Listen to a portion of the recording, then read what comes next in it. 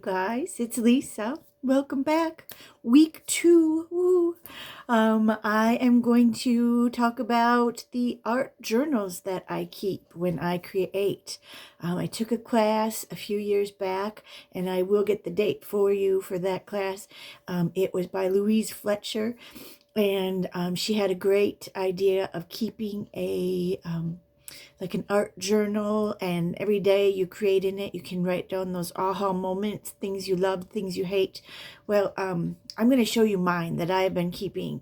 So that's what our 10-minute talk is going to be about today. So I'm super glad that you're back. Please remember to share, like, subscribe, thumbs up, do all the things so that YouTube knows that you're liking these.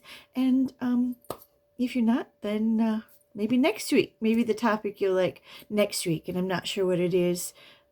So who knows? Could be anything. Could be back to my collages. I'm not sure, but I'll talk to you in a minute, excuse me, and we'll get right after it. Bye. Here we go. 10-minute art talk, and I'm going to set the timer. And we'll set it aside. Today we're going to talk about the art journals that I keep. I have 3 of them here, and these are strictly for me creating art. They are not what some, like a different art journal, like something like this, like you create art in it, see what kind of ideas, come up, sketchbooks, things of that nature. These are a place where I write every day that I create, and inside things that I would write, definitely the date, what's going on, and aha moments, things that I like, things that I don't like, things that I want to try, a task. Here's a task. Do a whole mini journal of color challenges. Work on later on vacation or in my art nest. I have an art nest downstairs. So yeah, task here, clean up your stencils. Here, Wednesday, 3/18. It doesn't have to be good. Ideas to try. Stabilo writing with misting of water. And I circled it, I tried it, I loved it, and I said yes. Here must have been that day when I was doing that, sitting on my desk here. So anything that you want to write and remember. Here's something that I did here. Wow, heavy gesso stamped with floral stamp and dry. Then vintage photo lightly over it, wipe with a baby wipe. So that's really cool. And then I tried that on one of my collages, and I really liked it. But if I didn't write it down and I didn't get to it, then it just kind of flies out of your head. There's so many ideas coming and going that I have to have these art journal books. It keeps me accountable too. So this one I started in March 1st of this year, 26, and I am just right here on today. Where am I on today? Today. Right here. I'm back. I was just back from a girls' trip, and today is 4/20, which is Monday. So I'm going to write here, and I'm going to continue and just be accountable for myself and for my art practice. And then when you just need a break from doing everything, you can take these outside, sit in the sun, read through them, get all of these new aha moments to come to the surface.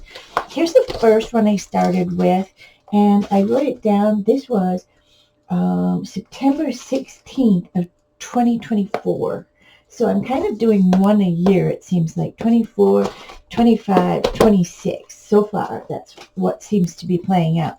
And this idea came to me from Louise Fletcher. I took a class from her in September of 2024, and she gave me the idea of keeping this art journal to be accountable for your work. And I absolutely love it. I absolutely love being able to go back and see what I did on certain days. And, here, week 7, take a break. You deserve it.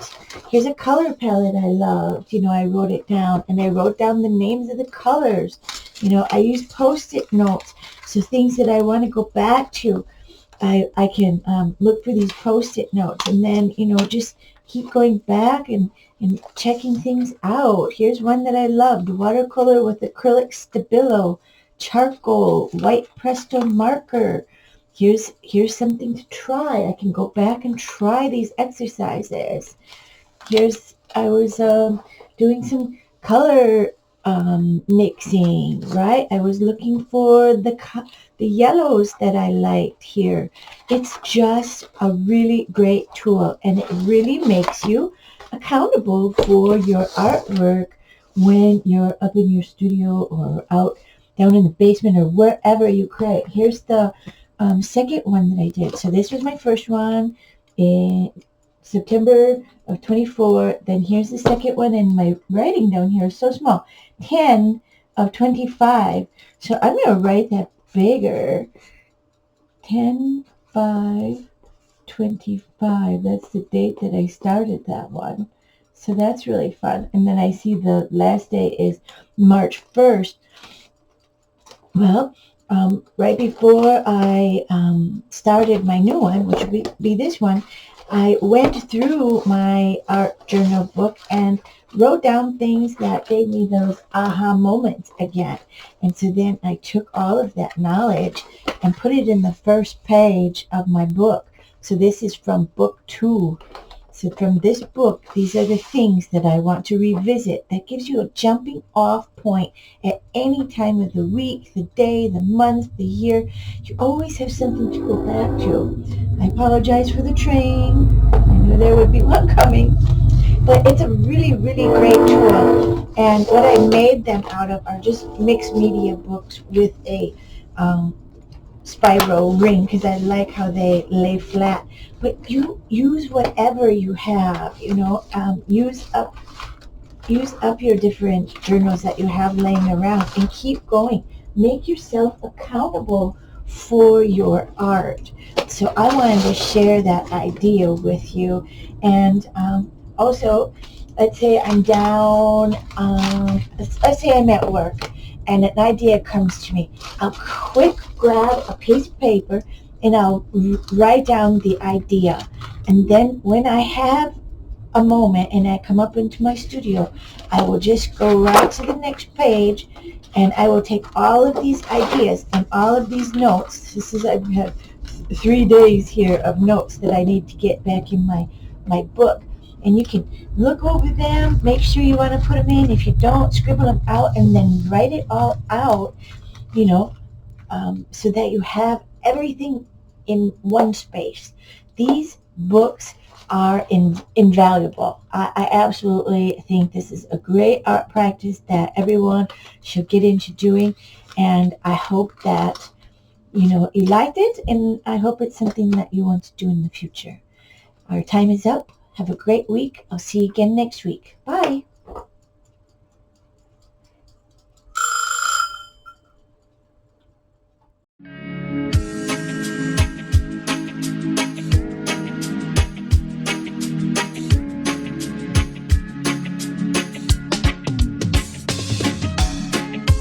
Penny lover, don't you walk on by. Penny lover, don't you make me cry. Can't you see, girl, who my heart beating for? You're the